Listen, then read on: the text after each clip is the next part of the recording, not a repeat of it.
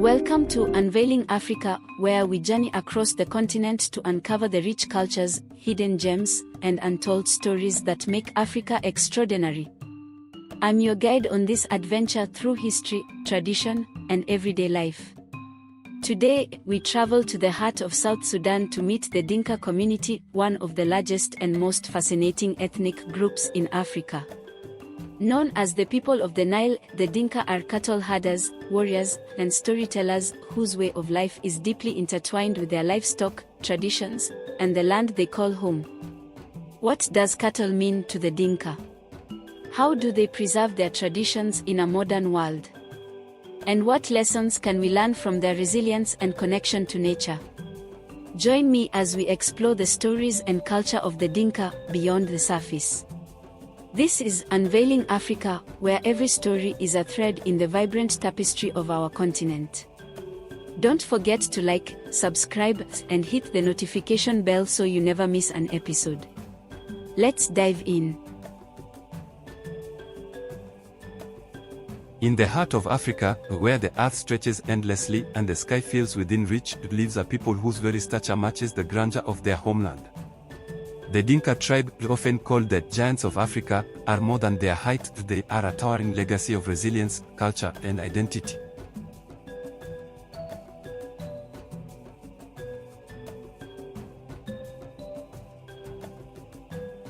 The Dinka are known as the tallest people in Africa, their height a gift from nature and nurture.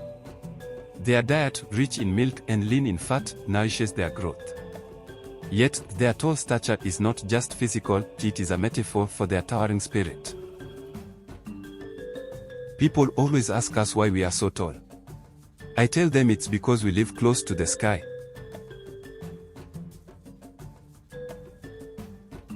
Meet Kua, a 13-year-old boy growing up in the heart of the Dinka tribe. Here, childhood is a fleeting moment. By his age, Kua is already learning the ways of his people, herding cattle, enduring hardship, and carrying the weight of traditions passed down through generations. My father says I must care for the cattle as he does. They are our family. Without them, we have nothing. My father says a man is nothing without his cattle. They are more than wealth, they are family. Each cow has a name, each name a story. He taught me to see the world through their eyes, to read the land, feel the rains coming, and know that life is a gift to be nurtured. In the Dinka world, cattle are everything, the wealth, sustenance, and identity. Every child learns their importance early. For Kua, this bond is more than tradition, it's a connection to his ancestors. My favorite bull is called Maluel. My father says he will be mine when I am older. I talk to him when I am lonely. He listens. A good man knows his cattle like he knows his children. You must care for them, and they will care for you. At 13, Kua stands on the brink of manhood. For the Dinka, this moment is marked with scarification, a ritual that transforms boys into men. Each cut is a test of courage, a bond with their heritage. Scarification is more than a mark, it is a language etched into the skin, a story that speaks of bravery, resilience, and belonging. Each line carries the weight of generations, connecting Kua to his ancestors and affirming his place among the Dinka men. To bear these scars is to carry the honor of his people, a visible reminder of strength, the identity, and the unbreakable bond with his heritage.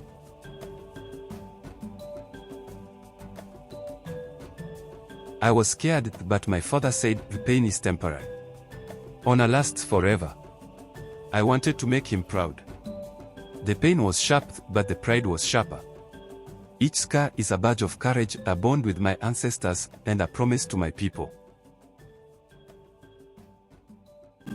At the heart of Kua's journey is his father, Ajang, a man whose stature and presence command respect.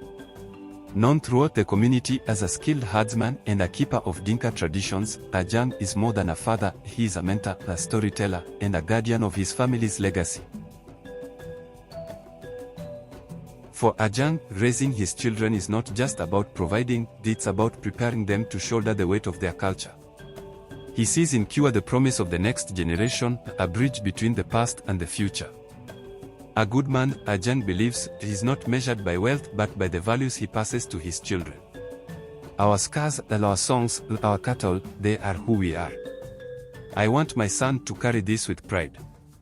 One day, he will stand where I stand, and I know he will stand strong. These marks show that my son is ready to carry our legacy. He is no longer a boy.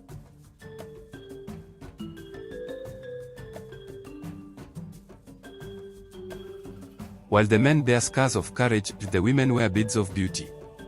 For Kiwa sisters, beads are more than adornments, they are symbols of status, identity, and joy.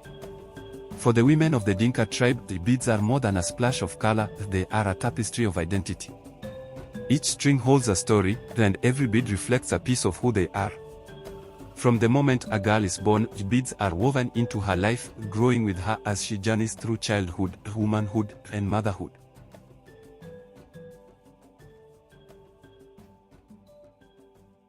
Each color has meaning. The red beads are for strength, the blue ones for peace, and the yellow ones for happiness. When I wear them, I feel complete. For Naibol, the oldest of Kiwa sisters, the beads are also a way of expressing emotion. Their clinking as she moves becomes a song of joy during celebrations and a quiet rhythm of comfort during quiet moments. My mother says that when I marry, my beads will tell my new family who I am. Until then, they remind me that I belong here. Passed from mother to daughter, beads are heirlooms of love and connection. They honor the past while preparing each woman for the future, a tradition just as vital as the scars borne by the men.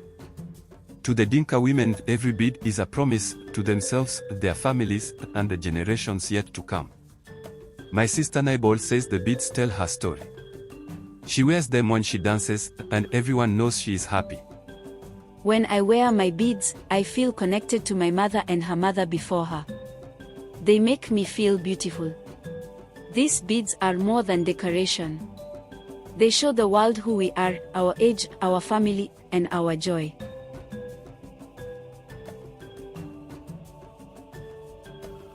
The Dinka are known as the tallest people in Africa, their height a reflection of their unique heritage. For Kiwa, this physical stature is a source of pride, but his father reminds him that true height comes from the strength of the spirit. My father says we are tall because we must see far, to watch over our cattle, to protect our family. People call us the tallest tribe in Africa, and they are not wrong. But my father says our height is more than physical, it is our spirit. We stand tall because we carry the weight of our culture, our history, and our dreams.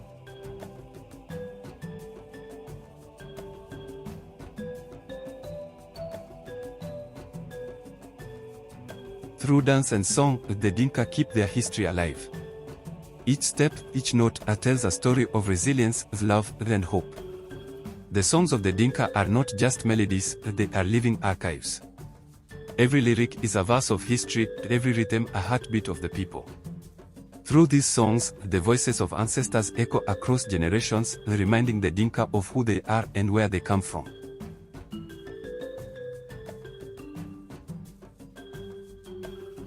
These songs are older than us.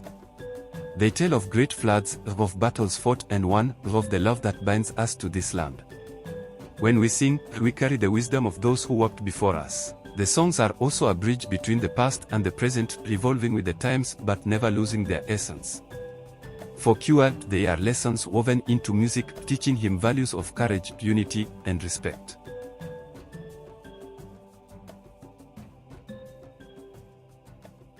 When I sing with my father, I feel strong, like I am part of something bigger than myself.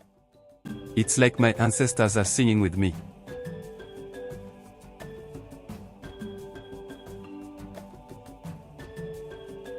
Dinka songs are also a source of healing. In moments of loss, they bring comfort. In times of joy, they amplify celebration. They are a constant presence, flowing through the lives of the Dinka like the Nile through their land. Through their songs, the Dinka remind the world, and themselves, that no matter the trials, their spirit endures. They sing not just to remember the past, but to inspire the future. When I dance, I feel the strength of my father and his father. It is like they are with me.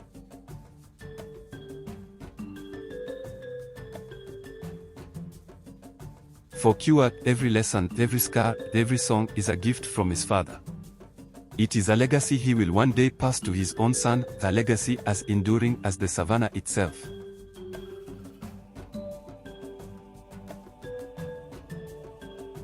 My father says we are like the baobab tree. Our roots run deep, and we stand strong, no matter the storm. In the heart of Africa, the Dinka stand tall, not just in stature, but in spirit. They are the guardians of a towering legacy, one that will rise for generations to come. Their culture reaches for the sky, rooted deeply in the soil of South Sudan, a legacy that will rise for generations to come.